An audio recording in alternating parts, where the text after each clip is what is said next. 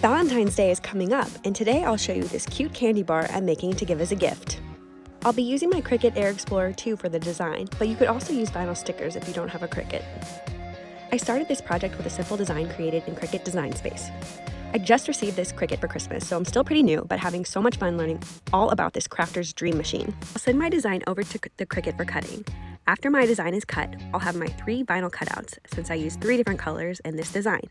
Here, I'll finish weeding the red hearts. Next, I'll place the transfer tape on top of my design, which will ultimately help me place my design onto the candy box. I'll burnish the transfer tape to the vinyl and then repeat these same steps on the text as well. I've already prepped my 12 compartment acrylic box here by wiping with rubbing alcohol to make sure it's nice and clean before applying vinyl stickers. The link to this box can be found in the description below.